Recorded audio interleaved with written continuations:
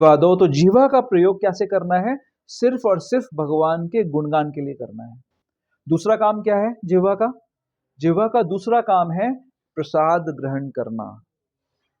तो जिह्वा अभी वो आ रही है ना आजकल, न्यूज आ रही है, एप्स्टीन फाइल्स की न्यूज आ रही है ना, उसमें ऐसे दिखा रहे हैं शायद कि लोग कैनिमल्स बन गए उस टाइम पे, मनुष्य का मांस खा रहे हैं, ऐसी न्यूज है, ऐसा कुछ है ना उसमें?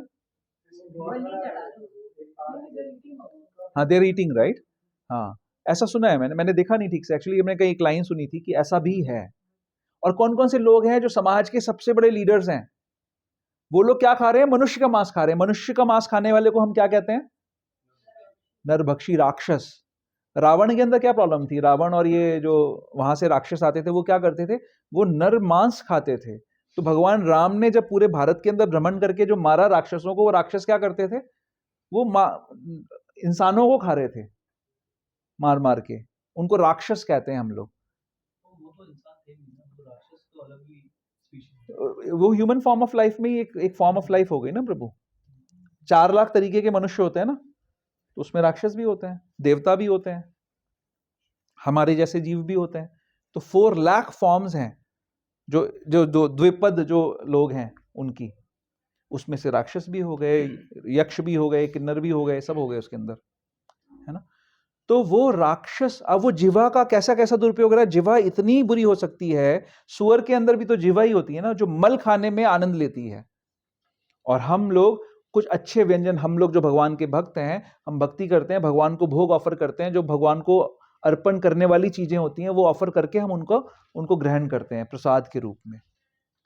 तो जिह्वा कितना दुरुपयोग कर सकती है, कितना बुरा नॉनसेंस कर सकती है कि उन लोगों को, बच्चों को मारकर आई थिंक बच्चों का मांस, या अभी एक न्यूज में देख रहा था, उसमें ऐसा आया था कि जो मृत लोग हैं उनके मांस को, भारत की न्यूज है ये भारत की न्यूज है कि मॉर्चुरी के अंदर से शवों को चुराकर उनका मांस बेचा जा रहा है, मरे हुए लोगों का।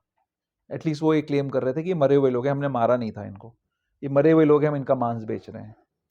तो यानी हमारे ही समाज में लोग ऐसे हैं जो अभी भी नर मांस भी खाते हैं। तो जिह्वा कितना बुरा काम कर सकती है। और लोग जो खाने वाले हैं, जो इस तरीके का काम करने वाले हैं, एप्स्टीन फाइल्स के अंदर तो बहुत सारी चीजें वो लोग बता रहे हैं कि बच्चों के संग दुष्कर्म कर रहे थे, लोगों को अगवा करके दुष्कर्म कर रहे थे, या बहुत कुछ कर रहे थे वहां पर। तो वो सारी चीजें जो हो रही हैं वो क्या करने के लिए हो रही हैं? What is the purpose of life? To enjoy. अब आप इसको समझिए, जो श्लोक यहां पर, वैदिक श्लोक यहां पर कोट किया गया है, वस्तु याथात्म्य ज्ञानावर्कम विपर्य ज्ञान जनकम तमः। अज्ञान के वशीभूत होने पर कोई मनुष्य किसी वस्तु को यथारूप में नहीं समझ पाता है। यानी यथारूप में हम नहीं समझ पा रहे कि हमें आनंद कैसे मिलेगा। ये शास्त्र, इसमें रेफरेंस नहीं दिया प्रभु, ये लिखा है कि वैदिक शास्त्रों से ये श्लोक दिया गया है, इसी तात्पर्य में है। तो प्रॉब्लम कहां पर हो रही है? तमोगुण का वर्णन कर रहे हैं भगवान। तमोगुण का वर्णन करते समय हमें प्रभुपाद ये समझा रहे हैं कि हमारी सबसे बड़ा अज्ञान, प्रभुपाद ने तो सिर्फ एक छोटी सी लाइन में ये बताया कि भाई हमने देखा कि हमारे चारों तरफ लोग मर रहे हैं, और जीव बाय डेफिनेशन अनंत है, वो कभी मरेगा नहीं। पर हम देख रहे हैं कि हमारे दादा परदादा सब कहां कहां कहीं चले गए, मर गए वो लोग, फिर भी हम ये नहीं समझ रहे कि हमें मरना पड़ेगा। ये अज्ञान है। लेकिन इसका इंप्लीकेशन ये हो रहा है कि हम ये नहीं समझ रहे कि हम जिसको शरीर मान रहे हैं, जिसको हम हैं, अहम मान रहे हैं, वो अहम को आनंद चाहिए। और जब वो शरीर से आइडेंटिफाई हो जाता है तो कैसे कैसे दुष्कर्म होते हैं। आप मनुष्य का मांस तक खाने के लिए तैयार हो सकते हैं, आप किसी बच्चे के साथ दुष्कर्म करने के लिए भी तैयार हो सकते हैं। और क्या उद्देश्य है? आनंद चाहिए। बट वो सारे के सारे, जैसे उसमें यंग लोगों की वीडियोस आ रही हैं। एक वीडियो मैंने देखा, उसमें डोनाल्ड ट्रंप जो अभी आज में प्रेसिडेंट ऑफ यूनाइटेड स्टेट्स है, वो किसी के साथ में विहार कर रहा है, जो भी कर रहा है। और उसमें वो उसके यंग टाइम की, अभी वो बूढ़ा है ना, कितने वर्ष का होगा डोनाल्ड ट्रंप? 80 के आसपास होगा, हाँ 70-80 के आसपास जो भी, मतलब। और वो उसके 30s की, मिड 30s की फोटो वीडियो होगी, आज से 40-50 साल पुरानी। 40 साल पहले वो प्रयास कर रहा था भोगने का, और अभी भी क्या प्रयास कर रहा है? अभी भी भोगने का प्रयास कर रहा है। सेटिस्फाई नहीं हुआ ना। जो चले गए उनको छोड़ दो, हमारे सामने ऐसे प्रमाण हैं, हम खुद ऐसा प्रमाण है कि हमारा अभी जो भी हमारी अवस्था है, हमारी जो भी अभी आयु है, हम देख सकते हैं, अपने जीवन में देख सकते हैं कि हम कितना प्रयास कर चुके हैं भोगने का। लेकिन इस अज्ञान के कारण जो तमोगुण हम पे हावी है, उसके कारण हम गलत प्रयास कर रहे हैं, गलत जगह पे आनंद भोगने का हम प्रयास कर रहे हैं, हम सेटिस्फाई नहीं हो पा रहे हैं। तो ये तमोगुण हमें, और अब यहां पर लिखा हुआ है, भगवान कह रहे हैं विद्धि मोहनम सर्वदेहिनाम, जानो, क्या जानो? मोहनम सर्वदेहिनाम, सारे संसार को इसने मोह रखा है, ये मोहनम है। हम लोग जो बात कर रहे थे पिछले हफ्ते, हमने काफी बढ़िया चर्चा करी थी रजोगुण की, है ना।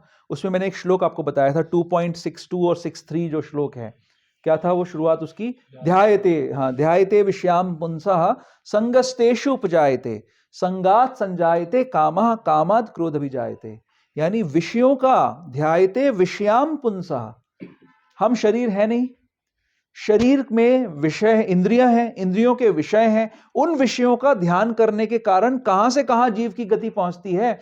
ध्यायते विषयाम पुंसा। इसमें जो 62 नंबर श्लोक है वो रजोगुण को बताता है, और 63 नंबर श्लोक हमारी तमोगुण की स्थिति को बताता है।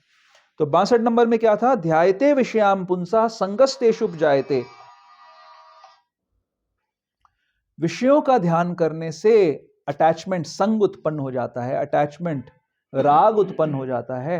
ध्यायते विषयाम पुंसा संगस्तेषु उपजायते संगात संजायते कामः, और फिर उसके कारण काम उत्पन्न होता है, और काम की अपूर्ति के कारण, जब काम हम पूर्ण नहीं कर पाते तो क्रोध उत्पन्न होता है। यहां तक की बात कहां की हुई? भगवान कह रहे हैं कामेश क्रोधेश रजोगुण समुद्भव, काम और क्रोध रजोगुण से उद्भव होते हैं, पैदा होते हैं। तो यहां तक की बात थी रजोगुण की। तो क्या बोला? क्रोधात भवति सम्मोहा, उसके बाद क्या आया? क्रोधात भवति सम्मोहा, क्रोध ऐसा द्वार है जिससे आप तमोगुण के अंदर प्रवेश करते हैं। क्रोध जनक है तमोगुण का। काम से उत्पन्न हुआ, रजोगुण से उत्पन्न हुआ काम और क्रोध। इस 2:62 के तात्पर्य में जाएंगे, वहां पे प्रभुपाद लिख रहे हैं इस लाइन को कि क्रोध से हम तमोगुण में प्रवेश कर जाते हैं। क्या होता है क्रोध के बाद? क्रोधात भवति सम्मोहा, सम्मोहा, सम्मोहा, और यहां पे क्या शब्द यूज हो रहा है? मोहन, सम्मोहन, मोहन एक ही चीज है ना। क्रोधात भवति सम्मोहा मोहनम सर्वदेहिनाम, से एक ही बात बोल रहे भगवान।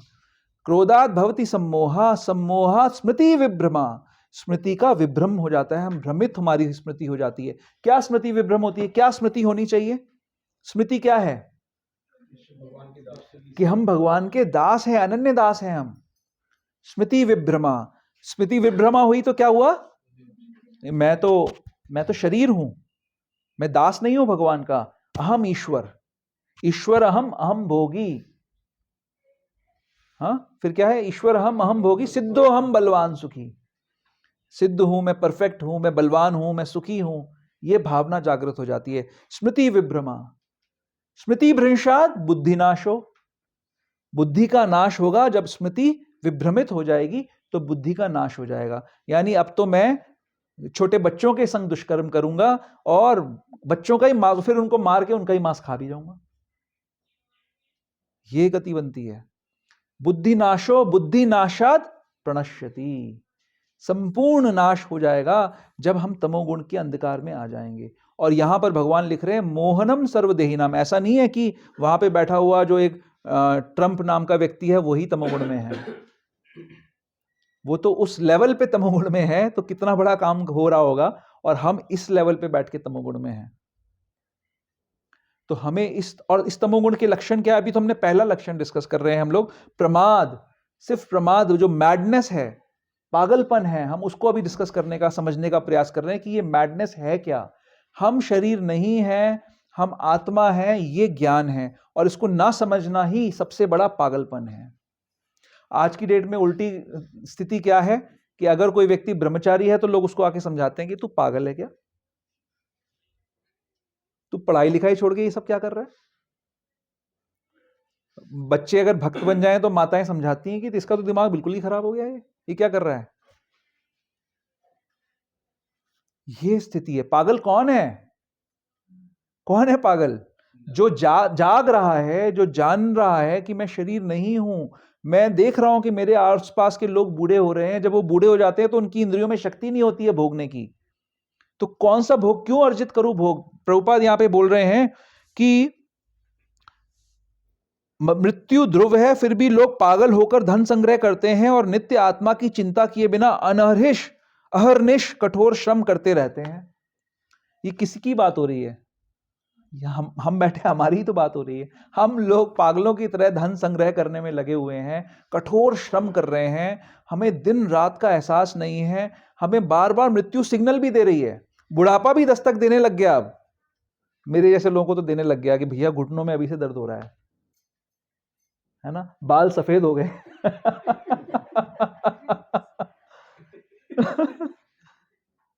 है कि नहीं? सब मुंह दबा के हंस रहे हैं, लेकिन मैं सच बता रहा हूं आपको। दिन रात 24 घंटे हम लोग लगे पड़े हैं। अपने शरीर का केयर करने का हमें टाइम नहीं है, क्योंकि इतना लगे पड़े हैं इसीलिए ज्यादा बीमार हो रहे हैं।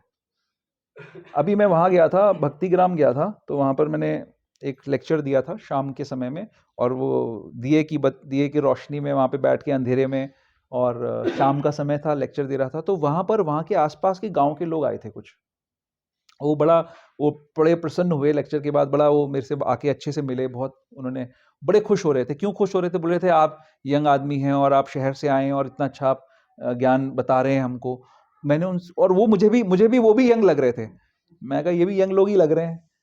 तो दोनों ने बताया कि एक की 80 वर्ष की आयु थी, एक की 85 वर्ष की आयु थी, और वो रोज गांव से चल के आते वहां पे सुनने के लिए।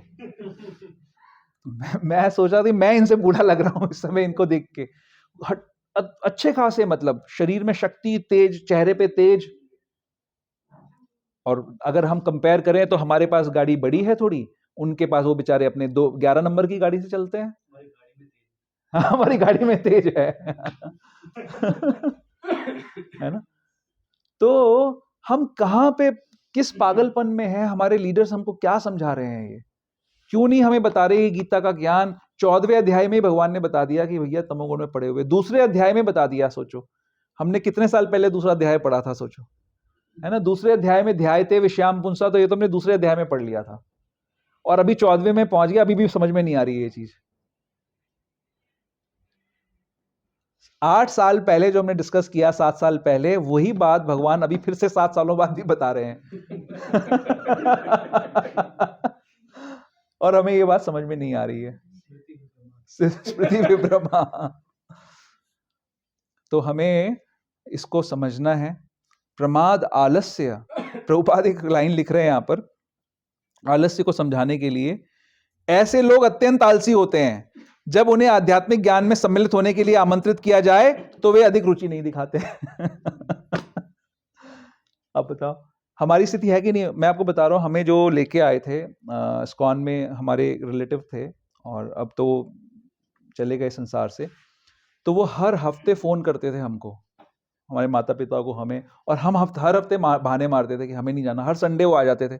हम सोचते थे इनको कोई काम धंधा नहीं है, हर संडे आ जाते हैं हमारे पास और हमें पकड़ के ले जाना चाहते हैं। इनका क्या इंटरेस्ट है? वो अपनी गाड़ी में बिठाकर, ये बात है 97 की, अपनी गाड़ी में बिठाकर हमें जबरदस्ती वो मंदिर ले जाया करते थे। और हम उनको इतने आर्ग्यूमेंट्स देते थे कि हमें आज ये काम है, आज वो काम है। लेकिन आज हम उनको धन्यवाद करते हैं कि उन्होंने हम पे कृपा करी। हम लोग जब बुक डिस्ट्रीब्यूशन करने जाते हैं तो लोग बोलते हैं, हमें पता लग जाता है सामने वाला झूठ बोल रहा है। वो बोलते हैं हमारे पास है किताब। हमें लगता है तेरी शक्ल पे दिख रहा है नहीं है। लेकिन बोलते नहीं आपके पास है। हम क्या बोलते हैं? आपके पास है, फिर भी एक दूसरी किताब हम आपको दिखाना चाहते हैं। तो कोई कोई आ जाता है, ले जाता है, कोई कोई हमारी बात मान लेता है। तो ये तमोगुण में सर्वदेही नाम, सारे देहधारियों के ऊपर ये तमोगुण हावी है, जो हमें पागल किए हुए है। हमें ये समझा रहा है कि नहीं, इससे दूर रहो, दूर जाओ। आजकल अभी मैं अपने किसी फ्रेंड्स के ग्रुप में ना, मैं ये मैसेजेस भेजता हूँ अपने इसके। तो एक मेरा जो बचपन का एक दोस्त है, उसका मैसेज आया यार, हफ्ते में एक बार भेजा कर बस। मैंने उसको बोला भैया थैंक यू, तू कम से कम हफ्ते में एक बार तो सुनेगा इसको। बोले डोंट माइंड, हफ्ते में एक ही बार भेजा कर। तो हम क्या कोशिश कर रहे हैं? उनको नहीं पता, उनको नहीं पता कि हम उनको इस पागलपन से निकालने का प्रयास कर रहे हैं। हमारा क्या फायदा है इसके अंदर? हमारा कोई फायदा है क्या? मैं तो मिलता भी नहीं उन लोगों से, 25 साल हो गए मिले हुए लोगों से। लेकिन क्योंकि हम दुनिया भर को बता रहे हैं, तो चलो ये जो दो सो कॉल्ड दोस्त हैं इनको भी तो समझाएं, बताएं, कोशिश करें। लेकिन नहीं, हमारे जो नजदीक हैं हमारे, वो सबसे देर में मानना चाहते हैं। वो सोचते हैं हम पागल हो गए हैं। ऐसा नहीं है।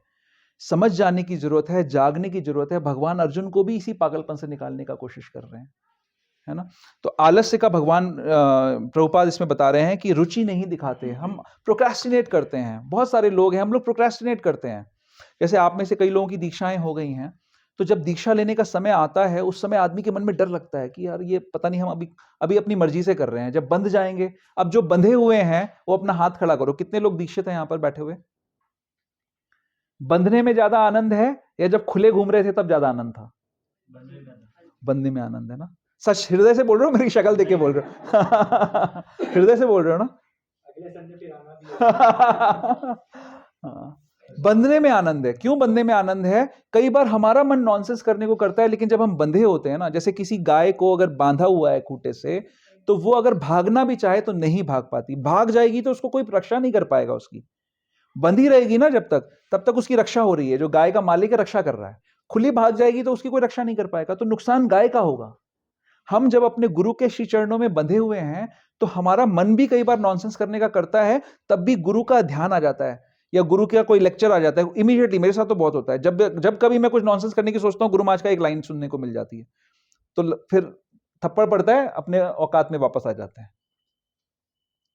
तो हम जब तक बंधे हुए हैं ना, हमारे बहुत रक्षा हो रही है हमारी, लेकिन हमें कई बार जबरदस्ती बांधना पड़ता है। बंधना नहीं चाहता आदमी। हम देख रहे हैं कि आप तैयार हैं जैसे मैंने देखा कुछ कुछ लोग तैयार हैं, लेकिन अभी भी थोड़ा मन में संकोच है कि अभी ले ना लें, दीक्षा ले ना लें। नहीं, बंधो, बंध जाओ। दीक्षा तो लेते नहीं मिलती हाँ, तो बांध दिया हमने जबरदस्ती आपको, तो आप बंध गए। तो आप कई बार थोड़ा दूर तक ही भाग पाओगे, ज्यादा नहीं भाग पाओगे। जितनी लीश छोड़ी हुई है आपके लिए गुरु महाराज ने, उतना ही भाग पाओगे, ज्यादा नहीं भाग पाओगे।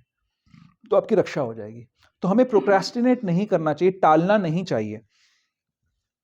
जो हमारे कल्याण की चीजें हैं, अब जैसे मैं सामने दिख रही हैं, 2-3 माताएं दिख रही हैं जिनकी दीक्षा का नंबर आने वाला है अभी, तो वो तैयार रहें जल्दी से। टालने से काम चलेगा नहीं, आप भी बंधोगे जल्दी से। रूपा माता बन के अच्छा लग रहा है ना?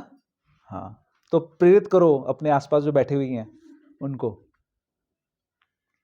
तो हमें बंधना है, टालना नहीं है। भक्ति के कामों के लिए असित प्रभु एक बार लेक्चर में बता रहे थे बड़ा अच्छी बात उन्होंने बोली कि भाई, अगर भोग करने का मन में विचार आए, उसको टाल दो। उसको बोलो कि आज नहीं करूंगा, कल करूंगा, आज थोड़ा और कुछ कर लेता हूं। मोड ऑफ इग्नोरेंस फॉर भोग इज गुड। और अगर भगवान का काम करने का नंबर आ रहा है, भले हम मर रहे हो उस समय, शरीर में जान ना हो, बीमार पड़े हो, तो भी उसको कर लो कि पता नहीं अब दोबारा हो सकता है कि अभी जाना ही पड़ जाए, शायद शरीर से इस समय निकल ही जाएंगे कहीं, क्या पता। अभी कर लेते हैं इसको, एक और सेवा करके जाते हैं भगवान की। ऐसा सोच लो उस समय। दान देने का नंबर आ जाए, हाँ, भजन करने का नंबर आ जाए, कोई सेवा करने का नंबर आ जाए, उसको कभी मत टालो। और अपने आप को बांध दो सेवा में। सुबह के सुबह, जब सुबह सतोगुणी समय में बड़े अच्छे अच्छे विचार आते हैं, आज मैं बिल्कुल मोबाइल नहीं देखूंगा, आज मैं 16 माला का जप करूंगा, 2 लेक्चर सुनूंगा और 1 घंटे अध्ययन भी करूंगा। फिर दोपहर आ गई, दोपहर आने के बाद लगा यार ये तो ज्यादा ही बोल दिया आज सुबह, अगले हफ्ते करूंगा लेकिन अगर आपने सुबह सुबह ये मैसेज डाल दिया कि भाई शाम को हम बुक डिस्ट्रीब्यूशन करने जाएंगे इतने बजे, तो आपने खुद ही बोल दिया, तो जाना ही पड़ेगा, क्या करोगे? फिर शाम तक आपका, भले आप घोर तमोगुण में बैठे हो उस समय, लेकिन फिर आप चले जाओगे सेवा करने के लिए। तो बांध दो अपने आप को सेवा करने के लिए। तो जब गुणों का प्रभाव हम पे खराब पड़ने वाला, हमें पता है शाम होगी तो तमोगुण का प्रभाव बढ़ जाएगा, तमोगुणी समय है, तमोगुण का प्रभाव बढ़ जाएगा उस समय, उससे पहले अपने आप को बांध दो, तो आप बच जाओगे। उसके बाद क्या है समय बढ़ रहा है, अतएव फिर प्रभुपाद बात कर रहे हैं, नींद की बात कर रहे हैं, है ना। एक और लक्षण क्या है तमोगुणी व्यक्ति का? निद्रा। निद्रा बांधती है हमको, हरे कृष्णा, निद्रा बांधती है हमको। तो प्रभुपाद क्या कह रहे हैं?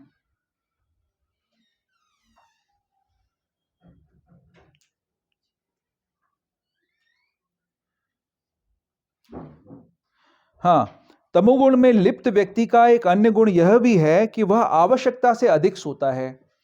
6 घंटे की नींद पर्याप्त है, लेकिन ऐसा व्यक्ति दिन भर में 10-12 घंटे तक सोता है।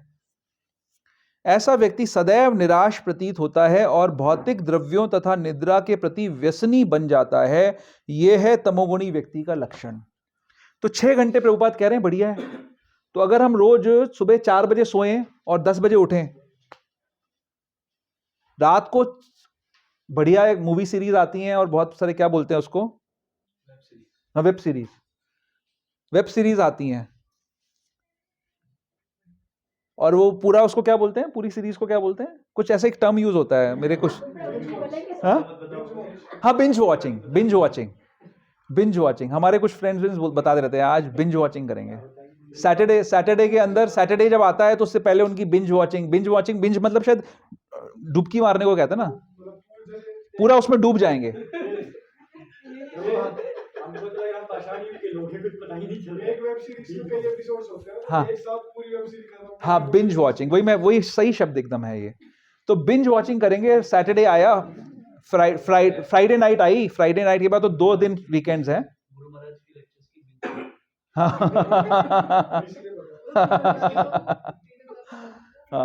तो बिंज वॉचिंग करेंगे फ्राइडे नाइट को।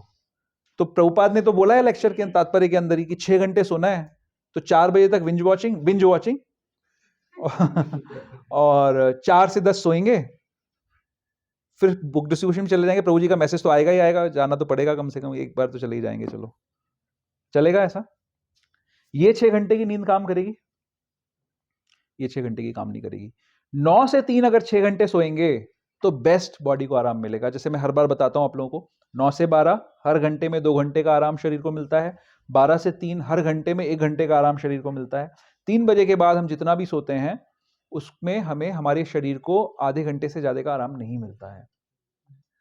तो जितना हम अर्ली आवर्स में सोएंगे, अर्ली आवर्स में जागेंगे, उतना ही हमारे शरीर को रिलैक्सेशन मिल जाएगा। तो और क्या करना पड़ेगा? हम किस प्रकार का भोजन खा रहे हैं, किस प्रकार, अगर हम बहुत ज्यादा ओवर ईटिंग कर रहे हैं, मैं बहुत ज्यादा इसलिए बोल रहा हूं कि थोड़ी बहुत मैं करता हूं, लेकिन वैसे ओवर ईटिंग नहीं करनी चाहिए। अगर ओवर ईटिंग नहीं करेंगे तो आराम से आप सुबह उठ सकते हैं। ओवर ईटिंग करके सोएंगे तो अर्ली आवर्स में आंख ऑब्वियसली नहीं खुलेगी। तो ये सब तमोगुण के लक्षण हैं। भगवान क्यों बता रहे हैं अर्जुन को कि आप सावधान हो जाओ। इसको सुनने के बाद आप अपने आप को चेंज कर सकते हो। ये एकदम साइंटिफिक प्रोसेस है। जैसे अगर एसिड के अंदर हाथ डालोगे तो जल जाओगे, है ना, पिघल जाओगे। सल्फ्यूरिक एसिड के अंदर अगर हाथ डालोगे तो सिंपल सी बात है, सल्फ्यूरिक एसिड से दूर रहो भैया, उसको नहीं छू सकते हम। इसी प्रकार से तमोगुणी जो वातावरण है, तमोगुणी जो समय है, रात्रि का समय तमोगुणी समय है, वो सबसे अच्छा है कि तमोगुणी काम किया जाए। सोना यानी अज्ञान में रहना तमोगुणी काम है। उस समय सो लो, रात के समय सो। लेकिन दुनिया आजकल दिन में सोती है। कितनी ही सारी साइंटिफिक रिसर्चेस आ रही हैं। स्टूडेंट्स आजकल रात को लेट नाइट जागते हैं, पढ़ने का प्रयास करते हैं और फिर दिन भर सोते हैं, लिथार्जिक रहते हैं, आलसी बन जाते हैं उसकी वजह से। बट कितनी रिसर्चेस आ रही हैं, वो कह रही हैं कि नहीं, अगर आप दिन में उठोगे, जल्दी टाइम पे उठोगे और रात में सोओगे तो आपकी प्रोडक्टिविटी बढ़ जाएगी, स्टूडेंट्स की प्रोडक्टिविटी बढ़ जाएगी। लेकिन नहीं समझते बच्चे। मैंने सुना है कई इंस्टीट्यूशंस में रात को ही क्लासेस होती हैं, पूरी पूरी रात प्रोजेक्ट वर्क चलते रहते हैं लोगों के।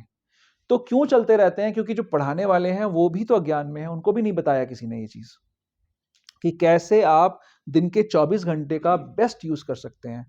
सुबह का समय जो ब्रह्म मुहूर्त का समय है, सबसे अच्छा है कि हम 4 बजे के पहले उठ जाएं, है ना। 3 से 4 के बीच में हम उठ जाएं, मंगल आरती करें, भगवान का जप करें, रीडिंग करें, लेक्चर्स को श्रवण करें। जो सतोगुणी समय है, ब्रह्म मुहूर्त का समय है, उस समय ये आध्यात्मिक काम करें, क्योंकि आप अलाइन हो जाओगे। फिर जब सूर्योदय हो जाता है उसके बाद रजोगुणी समय शुरू हो जाता है, उस समय रजोगुणी काम करें, यानी जो हमारे जो भौतिक अपने जो हमारे जीवन निर्वाह के लिए जरूरी है वो काम आप करें, दिन भर में करें। और जब संध्या का समय आ गया, शाम का समय आ गया, फिर से आध्यात्मिक कार्य करके संध्या के समय फिर तमोगुणी समय में आप पूरा का पूरा तमोगुणी काम कर सकते हो, यानी उस समय आप सो सकते हो। जितने भी पुराने लोग हैं वो अभी भी 8 बजे तक सो जाते हैं। लोग, कई सारे लोग 8 बजे सो जाते हैं।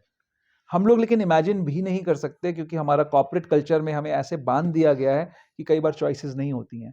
तो हम एटलीस्ट इतना ट्राई कर सकते हैं कि अर्ली आवर्स में हम सो जाएं और अर्ली आवर्स में उठें। ठीक है, तो ये तमोगुण की चर्चा है। भगवान विष्णु के कौन से 3 स्वरूप हैं? पुरुष अवतार किसको कहते हैं? कारणोदकशायी विष्णु, गर्भोदकशायी विष्णु और क्षीरोदकशायी विष्णु। शायी का क्या मतलब होता है? शयन। शयन करके क्या कर रहे हैं? सो रहे हैं। फिर कंफ्यूज हो गए आप लोग। सो रहे हैं, हाँ, एंजॉयमेंट कर रहे हैं। क्या कर रहे हैं? निद्रा में है। निद्रा किसका प्रतीक है? भगवान विष्णु। भगवान तीनों गुणों से परे है। हाँ, भगवान विष्णु तीनों गुणों के परे हैं। किसको किसको लग रहा है कि तमोगुण में तो नहीं है भगवान? कहीं बाई चांस लग रहा हो किसी को? हाँ, तो भगवान विष्णु योग निद्रा में है। आप लोग सही कह रहे हो, वो योग निद्रा में है। योग निद्रा कौन होती है, किसी को पता है? ये बड़ा सुंदर मतलब अंडरस्टैंडिंग है कि जो भगवान की अंतरंगा शक्ति कौन है? राधा रानी। और भगवान राधा रानी के साथ हर समय विहार कर रहे हैं। जब आप भगवान को इस शेष शैया पे शयन करते हुए देखते हैं, भगवान विष्णु के साथ में जब आप भगवान विष्णु देखते हैं, तो राधा रानी कहाँ है? महाविष्णु में लक्ष्मी जी का दर्शन होता है कहीं पे? तो कहाँ है? तो कहाँ है राधा रानी उस समय? कहाँ पर है? योग निद्रा जो है, ये योग निद्रा ही राधा रानी का विस्तार है। जो भगवान की योग निद्रा है, यही राधा रानी है। अब जब हम साउथ इंडिया में जाते हैं और सुंदर भगवान के दर्शन करते हैं और भगवान शयन कर रहे हैं, तो आप ध्यान कर लीजिए उस समय इस बात का कि उस समय योग निद्रा, जो भगवान की योग निद्रा है, वो स्वयं राधा रानी है। तो राधा कृष्ण विष्णु और योग निद्रा के रूप में विराजमान है वहां पर, आप उनका दर्शन कर सकते हैं। तो भगवान योग निद्रा के संग विहार कर रहे हैं, राधा रानी योग निद्रा के स्वरूप में विहार कर रही हैं। ठीक है, समझ में आया? तो ये हाँ पर्सोनिफाइड है। हाँ, तो ये जो तीनों गुण हैं, जो लास्ट जो 9वां नंबर श्लोक है, उसके अंदर क्या बता रहे हैं भगवान कि सतोगुण मनुष्य को सुख में बांधता है, रजोगुण सकाम कर्म में बांधता है और तमोगुण मनुष्य के ज्ञान को ढककर उसे पागलपन से बांधता है। ये तीनों ही बंधन हैं जैसे, और इन तीनों बंधनों के वजह से ही ये 84 लाख योनियां जो बनी हैं। जैसे हमने सुना है ना, 3 प्राइमरी कलर्स होते हैं। कौन से प्राइमरी कलर्स होते हैं? Red, yellow and blue. Red RGB, actually physical colours में RYB बोलते हैं, और RGB कंप्यूटर के पॉइंट ऑफ व्यू से बोलते हैं। कंप्यूटर्स में RGB होता है और फिजिकल कलर्स में RYB होता है, रेड, येलो, ब्लू। तो जैसे ये रेड, येलो, ब्लू या RGB से हम और सारे कलर्स को बना सकते हैं, इसी प्रकार ये जो 3 प्रकृति के गुण हैं, सतोगुण, रजोगुण, तमोगुण, इन्हीं के अलग अलग परम्यूटेशन कॉम्बिनेशन से ही सारे के सारे डिफरेंट ये 84 लाख योनियां बनती हैं। और उन्हीं के अनुसार हमारी जो डिजायर्स हैं, क्योंकि ये गुण क्या करते हैं, हमारे अंदर डिजायर्स उत्पन्न करते हैं, इच्छा उत्पन्न करते हैं भोगने की। तो जैसी जैसी इच्छाएं हैं, वैसे वैसे 84 लाख योनियों के शरीर हैं, जिसके अंदर हम अपनी इच्छाओं की पूर्ति करने का प्रयास कर सकते हैं सिर्फ। और वो प्रयास करते करते जब हमें समझ में आता है, हम थक जाते हैं कि भाई इस प्रयास से हमें सफलता नहीं मिल रही, तब हम शुद्ध सत्व की तरफ जाने का प्रयास करते हैं, जो कि बंधन नहीं है। आई थिंक शुद्ध सत्व की बात हमने करी थी एक दिन पहले भी।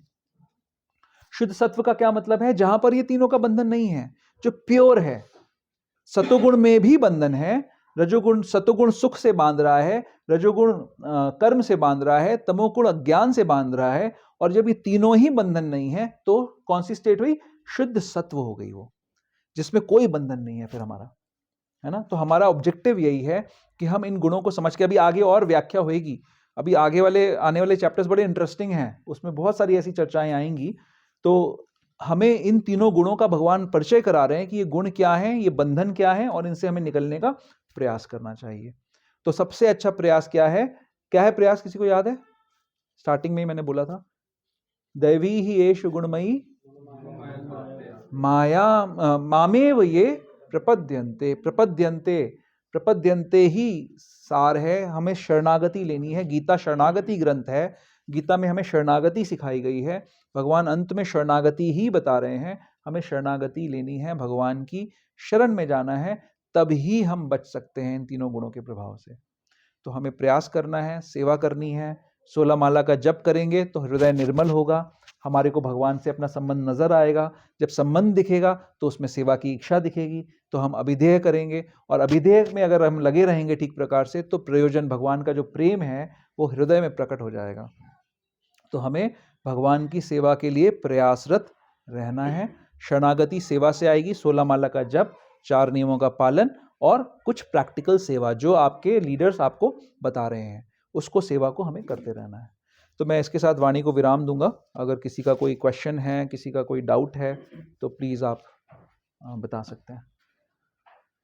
हाँ माता जी। हाँ जी। हाँ जी।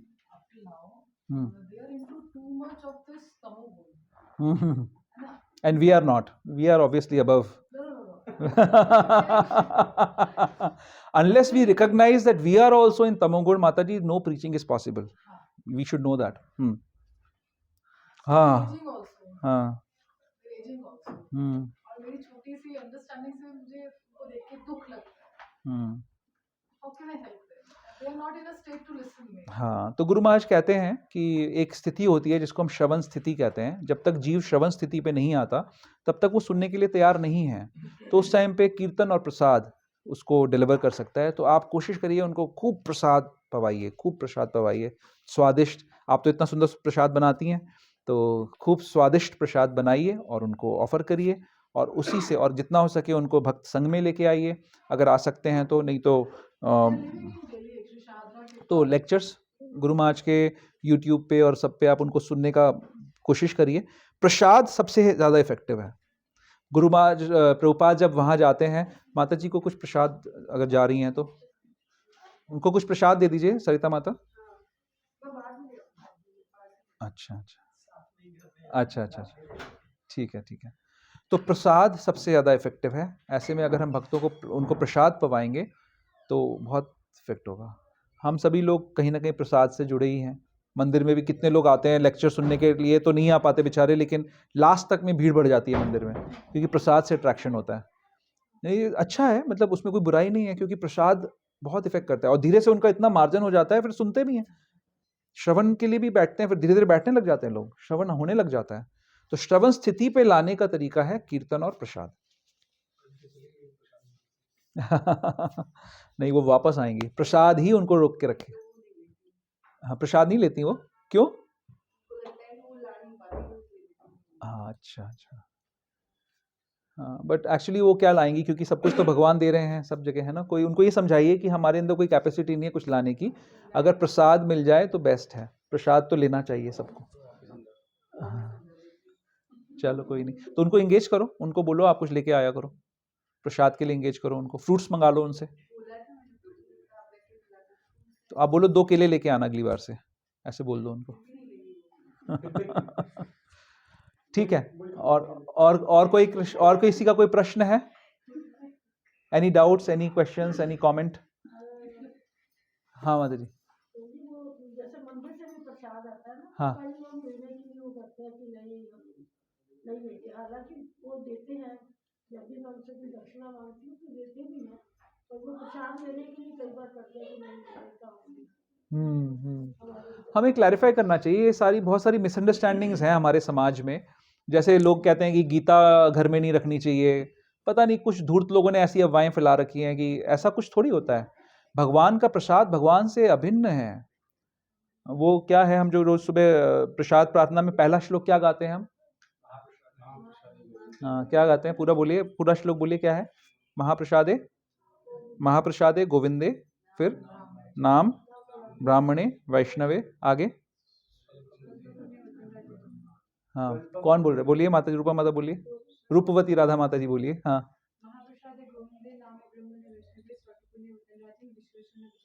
हाँ, अब रुकिए इसका। हाँ हाँ हाँ, बोलिए बोलिए बोलिए।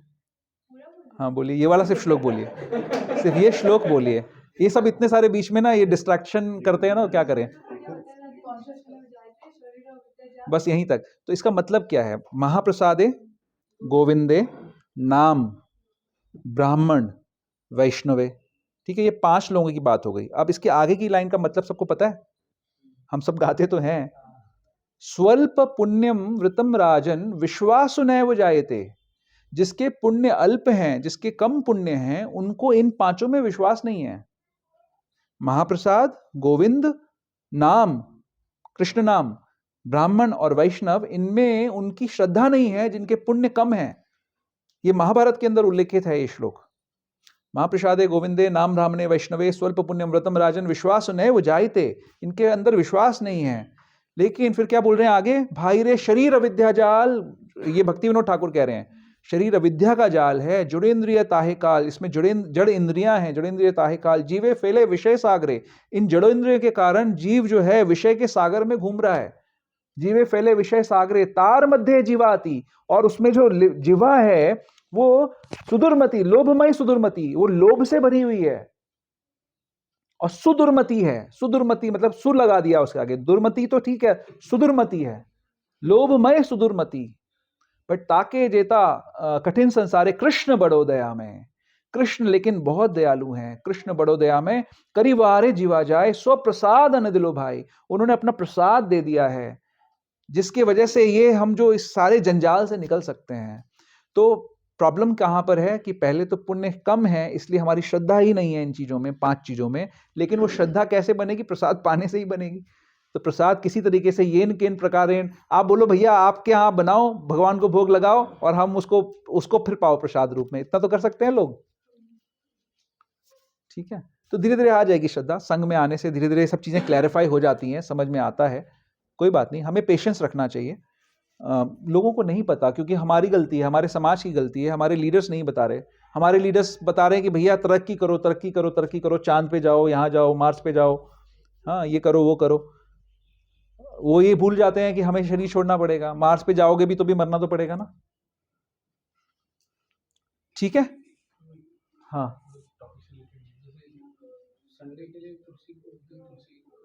प्रभु, वो थोड़ा भौतिक नियम है, ऐसा कुछ हमारे शास्त्र ऐसा कुछ नहीं बोलते। और हम लोग तुलसी जी की प्रार्थना किसी भौतिक लाभ के लिए नहीं करते हैं, हम भगवान की भक्ति के लिए करते हैं। तो हमारे लिए ये नियम नहीं है।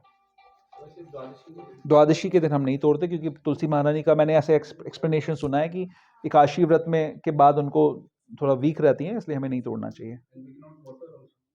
नहीं, वाटर डाल सकते हैं, तोड़ते नहीं है, प्लक नहीं करते हैं। हाँ पानी तो डलता है। हरि बोल प्लीज फोकस। छठे अध्याय में एक श्लोक है जो भगवान बता रहे हैं, सुखम अत्यंतिकम यत् तत् बुद्धि ग्राह्य अतीन्द्रियम्। तो इसमें वो same topic, exactly same topic की कौन सा? 6.21। ओके, तो इसमें देखो ये सेम टॉपिक है। तो मैं एक्चुअली इसको डिस्कस कर रहा हूँ कि आज क्लास में हमने ये डिस्कस किया था। On the way to Krishna हमने पहला चैप्टर कंप्लीट किया। तो प्रभु वहाँ पे ये सेम टॉपिक डिस्कस कर रहे थे कि happiness is the ultimate objective, सबका सुख है। तो इसमें जैसे इसका जब हम ट्रांसलेशन पढ़ते हैं तो इसमें आता है कि श्री प्रभुपाद लिखते हैं कि सुखम अत्यंतिकम यत् तत् बुद्धि ग्राह्य अतीन्द्रिय, मतलब अतीन्द्रिय जो इंद्रियां इन भौतिक इंद्रियों से परे हैं, उन इंद्रियों से ही हम परम सुख की अनुभूति कर सकते हैं। तो जब हम ये डिस्कस कर रहे थे तो एक क्वेश्चन आया कि तो वो ट्रांसेंड, मतलब ये फिर ये सीक्वेंस क्लियर हो गया कि आप जीव है और ये ट्रांसेंडेंटल इंद्रियां हैं और परम सुख की अनुभूति, ये सीक्वेंस है। लेकिन ये ट्रांसेंडेंटल इंद्रियां क्या है? समाधि की स्टेटमेंट ना प्रभु। स्टार्टिंग का स्टेटमेंट क्या है? In the stage of perfection called trance और samadhi, once mind is completely restrained from material mental activities by practice of yoga. This perfection is characterized by one's ability to see the self by the pure mind and to relish and rejoice in the self. In that joyous state, one is situated in boundless transcendental happiness. तो जब हम भौतिकता की परिधि से ऊपर चले गए, समाधि की स्थिति का क्या मतलब है? समाधि मतलब कि जब हम शुद्ध सत्व की स्टेट में हैं, शुद्ध सत्व यानी गुणों के प्रभाव से हम बाहर हैं, उस गुणों के प्रभाव से जब हम बाहर हैं तब then we can see the self. See the self का क्या मतलब है कि जीवेर स्वरूप होए कृष्ण नित्यदास। तो उस विजन के अंदर सिर्फ हम जीव नहीं है, उस विजन में कृष्ण भी हैं और कृष्ण के साथ जो हमारा अभिधेय चल रहा है वो भी है, और उसमें हम जॉयस महसूस कर सकते हैं, उस स्थिति में हम जॉयस हो सकते वो हैं। इसके जस्ट अगला वाला जो सेंटेंस है हम्म। उसमें लिखा है transcendental happiness realize through transcendental sense. हाँ, तो दिव्य इंद्रियों से। हाँ, वो दिव्य इंद्रियों को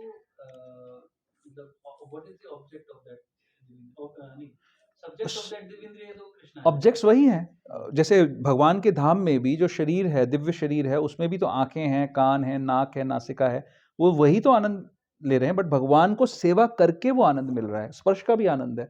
गोपियां जब भगवान का आलिंगन कर रही हैं तो स्पर्श का आनंद ले रही हैं ना, वो भगवान को आनंद दे के आनंद ले रही हैं, लेकिन उनका थॉट ये नहीं है कि मुझे आनंद चाहिए। जैसे थोड़ा सा हमारे से हाई लेवल का टॉपिक है, हमें ज्यादा ये डिस्कस नहीं कर सकते इस चीज को, लेकिन रासलीला का भी टॉपिक आया है, जब आया था इसमें। प्रभुपाद ने first on the way to Krishna में पहले दूसरे पन्ने में ही रासलीला का टॉपिक। हाँ, क्योंकि लिंक्ड है ये चीज, आप इसको समझना पड़ेगा, लेकिन हम हर जगह पब्लिकली इस चीज को डिस्कस नहीं कर सकते। समझना क्या है कि कुब्जा का एपिसोड आता है ना कृष्णा में, भागवतम में कुब्जा भी है और गोपियां भी हैं, दोनों की डिजायर सिमिलर हैं, लेकिन कुब्जा और गोपियों में फर्क क्या है फिर? कोई बता सकता है क्या फर्क है? Kubja wants to enjoy Krishna and Gopiya wants to give enjoyment to Krishna. They want to serve Krishna. They want to serve Krishna. ये फर्क है दोनों का। तो आनंद तो उसमें भी है, लेकिन कुब्जा की स्थिति भी बढ़िया है, क्योंकि वो एटलीस्ट भगवान से आनंद लेने की कोशिश कर रही है, भौतिक प्रकृति से आनंद लेने की कोशिश नहीं कर रही है। हमारी स्थिति क्या है कि हम भौतिक प्रकृति को भोग करना चाहते हैं, हम तो बहुत ही बुरी स्थिति में हैं। तो हमसे बेटर कुब्जा है, क्योंकि कुब्जा भगवान को आनंद एंजॉय करना चाहती है, लेकिन गोपियां भगवान को सर्व करना चाहती हैं, उनको आनंद देना चाहती हैं। तो वो कैसे देंगी आनंद? तो दिव्य इंद्रियों से ही तो देंगी आनंद। Coming to your topic. तो प्रभु दिव्य इंद्रियों को, जैसे अगर हम किसी से कोई क्वेश्चन करें कि दिव्य इंद्रिय क्या है, हाँ, ये मेरी जो इंद्रियां हैं टच सेंस, यही दिव्य हो जाएगी बात में, या फिर भगवान की इंद्रिय दिव्य है? यही दिव्य हो जाएगी। जैसे प्रभुपाद जी एग्जाम्पल बताते हैं कि इलेक्ट्रिसिटी को आप हीटिंग के लिए भी यूज कर सकते हैं, कूलिंग के लिए भी यूज कर सकते हैं। भगवान की जो शक्ति है वो एक ही है, एक तरीके से वही ट्रांसफॉर्म हो जाती है। जब हम भगवान की सेवा में आते हैं तो हम अंतरंगा शक्ति के कंट्रोल में आ जाते हैं। जब भगवान को की सेवा से विमुख होते हैं तो बहिरंगा शक्ति के कंट्रोल में, वही शक्ति बहिरंगा बन जाती है। तो वही दिव्य इंद्रियां बन जाए, संपर्क में आने से वो दिव्य हो जाती है, वो दिव्य हो जाती हैं। unless it is not. Correct. तो मान लो प्रभुपाद भी जब यहाँ पर शरीर, अपने सह शरीर यहाँ पे विचरण कर रहे हैं, अभी गुरु महाराज करंटली, तो उनकी इंद्रियां जो हैं वो दिव्य हैं या वो कंडीशनड हैं? महाराज की इंद्रिय, हाँ, जब वो भोग प्रसाद पाते हैं तो हम लोग कोशिश करते हैं ना कि कुछ अंश थोड़ा सा हमें मिल जाए going connected directly to Krishna. तो वो जब देखते हैं तो ये चर्म आंखों से देखते हैं या दिव्य आंखों से देखते हैं? जब वो हमें देखते हैं तो दिव्य आंखों से देखते हैं ना। क्या दिव्यता है, क्योंकि वो हर समय हमारे संबंध को, भगवान से जो संबंध है उसको भूल नहीं रहे हैं। ये सेंटिमेंटल चीज नहीं है, उनका विजन ये है कि हर जीव भगवान से कनेक्टेड है। क्योंकि जब हम चरणों को धोते हैं, हाँ, और तो वो दिव्यता है ना उसमें, तभी तो हम उसको सर में धारण करते हैं। तो ये सेंटिमेंटल की चीज नहीं है, क्योंकि उनका विजन हर समय कृष्णा कॉन्शियस विजन है, और हमारा विजन क्या है? भौतिक कॉन्शियस विजन है, मटेरियल कॉन्शियसनेस का विजन है हमारा। That is the difference. Okay, विराम करते हैं, वाणी को विराम देता हूं मैं यहाँ पर। हम लोग एक भजन गाएंगे और एक माला करेंगे क्विकली।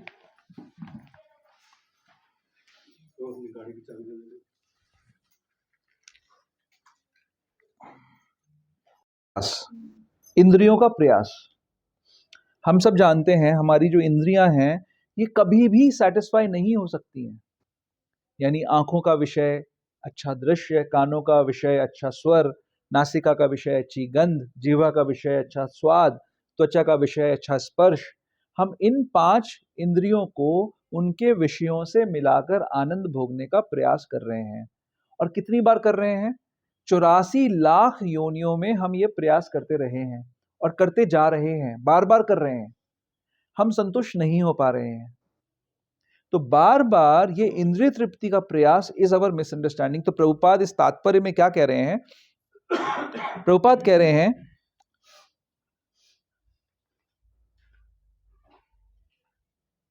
कहां गया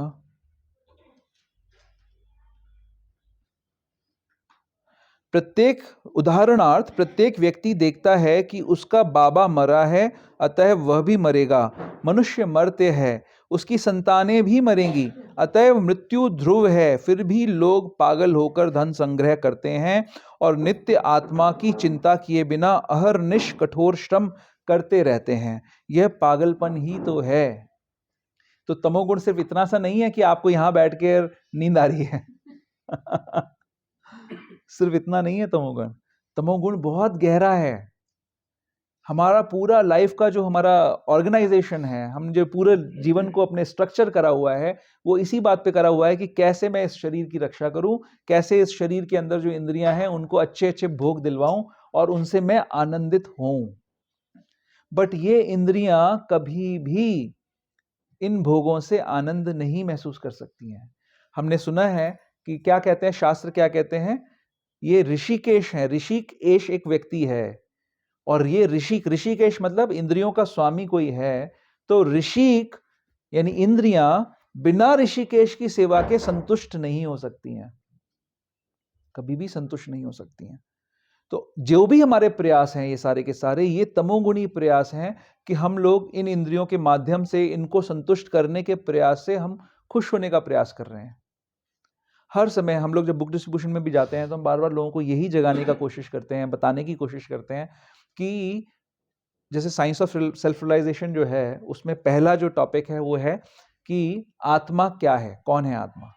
तो मैं जब उसको इंट्रोड्यूस करता हूं तो मैं यही पूछता हूं लोगों को कि भाई हम सभी लोग सक्सेस के लिए प्रयास करते हैं, सक्सेस मिल भी जाती है हमको, सक्सेस तो मिलती है लेकिन संतुष्टि नहीं मिलती है।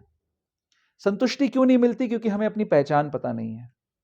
और जब हमें अपनी पहचान समझ में आ जाएगी तब हमारे सारे प्रयास हमें संतुष्टि भी प्रदान करेंगे। तो अब यहां तक तो बात समझ में आ गई। आप लोगों ने थियोरेटिकली सबने हाँ भी कर दी कि भाई इंद्रियां, हमारी इंद्रियां जो है ऋषिक हैं, ऋषिकेश की सेवा से संतुष्ट होंगी। तो आप सब लोग ऋषिकेश की सेवा कर रहे हो क्या? नहीं कर रहे हो? किसका किसका इनिशिएशन होने वाला है अभी मेरे को पता ये जिनका हो चुका है उनसे फिर वापस लेना पड़ेगा।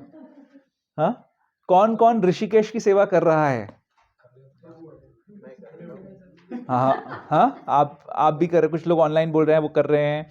और कौन कौन कर रहा है ऋषिकेश की सेवा का प्रयास? भाई हम लोग 16 माला करते हैं, 4 नियमों का पालन करते हैं, कीर्तन करते हैं, डीटी वर्शिप करते हैं, है ना, बुक डिस्ट्रीब्यूशन करते हैं, लेक्चर सुनते हैं, लेक्चर देते हैं। ये सब क्या है? ऋषिकेश की सेवा नहीं है ये? आप इतना कंफ्यूज क्यों?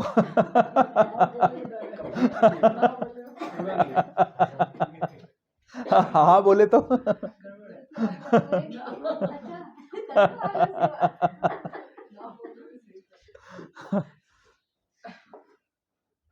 कर रहे हो कि नहीं कर रहे हो ऋषिकेश की सेवा? अब हर आंसर है कि हम बीच में हैं, हम ना तो इधर है ना उधर है। एक्चुअली हम सब प्रयास कर रहे हैं, आप सभी लोग प्रयास कर रहे हो, हम ऋषिकेश की सेवा कर रहे हैं। इन इंद्रियों के माध्यम से हम प्रयास कर रहे हैं भगवान को सर्व करने का, है ना। हम भगवान की जब सुंदर अर्चना, राधा दामोदर के, राधा गोपीनाथ के दर्शन करने जब जाते हैं तो हमारी आंखों को कितना आनंद मिलता है। सुंदर भगवान के कितने सुंदर विग्रह हैं, उनके दर्शन जब हम करते हैं तो हमें आनंद मिलता है। सुंदर प्रसाद का जब आस्वादन करते हैं तो बड़ा आनंद मिलता है ना। कृष्ण बड़ो दया में करिवारे जीवा जाए, बहुत आनंद मिलता है ना। भक्तों को जब गुरु महाराज के चरण हम पगारते हैं, सेवा करते हैं, कुछ ही लोगों को सौभाग्य मिलता है ना। तो आनंद मिलता है हमको हर तरीके से। भगवान के जो सुबह इत्र भगवान के लगाया जाता है वो उसको सूंघते हैं मंगला आरती के बाद, आनंद मिलता है हमको। सुंदर कीर्तन सुन के कितने लोग भक्त बन जाते हैं, बहुत आनंद मिलता है। तो हम अपनी इंद्रियों को ऋषिकेश की सेवा में लगा रहे हैं और उससे आनंद का अनुभव भी कर रहे हैं। अब प्रश्न आता है कि क्या हमें सच में आनंद मिल रहा है? पूरी तरीके से हमें आनंद मिल रहा है? पूरी तरीके से हमें आनंद मिल रहा है? नहीं मिल रहा है आनंद। क्यों नहीं मिल रहा है आनंद? आप लोगों को पता है वो श्लोक? कोई बता सकता है, याद हो तो? क्या है? अतः श्री कृष्ण नामादि न भवेत ग्राह्यम इंद्रिया सेवोन्मुखे ही जीवादो स्वयं एव स्फुरति यदा। अतः श्री कृष्ण नामादि, कृष्ण के नाम में नाम आदि मतलब नाम रूप गुण लीला, इन सब में आनंद है, इन सब का, लेकिन हमें अभी इनका साक्षात्कार नहीं हो रहा है। हमें बुद्धि नहीं है कि किस प्रकार से उनको ग्रहण करना है। हम ग्रहण नहीं कर पा रहे हैं ठीक प्रकार से भगवान के नाम को। रूप गोस्वामी कह रहे हैं ना कि काश मेरे करोड़ों कान होते, काश मेरी करोड़ों जिह्वाएं होती और मैं भगवान का नाम निरंतर लेता रहता और सुनता रहता। हमें तो ऐसा नहीं लगता बिल्कुल भी। हमें तो लगता है कि 16 माला आज की हुई नहीं अभी तक, कब खत्म होंगी ये? हमें नहीं लग रहा ऐसा। तो अतः श्री कृष्ण नाम आदि, हमें भगवान के नाम में अभी आनंद नहीं आ रहा। क्या हमारे अंदर कमी है या नाम के अंदर कमी है? किसी किसी को नाम में बड़ा आनंद आ रहा है। नाम आदि, भगवान के नाम रूप गुण लीला, इनमें बहुत आनंद आ रहा है लोगों को। कुछ लोगों को आ रहा है, हमें नहीं आ रहा। तो इसका शास्त्र कह रहा है अतः श्री कृष्ण नाम आदि न भवेत ग्राह्यम इंद्रिया, ये अपनी इंद्रियों से ग्रहण नहीं किया जा सकता अभी तो। लेकिन मैंने आपको बताया कि हमने सारी इंद्रियों से सेवा कर रहे हैं। हम कौन सी इंद्रियों से ग्रहण नहीं किया जा सकता? जो कुंठित इंद्रियां हैं, जो भौतिकता में लिप्त इंद्रियां हैं, उनसे आप इनको ग्रहण नहीं कर पाओगे। ना भवेत ग्राह्यम इंद्रिया। तो क्या करना पड़ेगा? अगर इंद्रियों के अंदर नाम, पहले ये स्थापित करना है कि प्रॉब्लम कहां पर है। प्रॉब्लम नाम में है, या प्रॉब्लम गुण में, रूप में, लीला में है, या प्रॉब्लम लेने वाले के अंदर है? कहां पे है प्रॉब्लम? लेने वाले के अंदर प्रॉब्लम है। तो लेने वाले को, उस प्रॉब्लम को दूर, अगर कोई मर्ज है, कोई बीमारी है, तो उसका इलाज करना पड़ेगा। जब आप क्या बोलते हैं उसको, स्वस्थ स्थिति में पहुंच जाएंगे, तो आपको जो जो नेचुरल चीजें हैं वो आपको ठीक लगेंगी।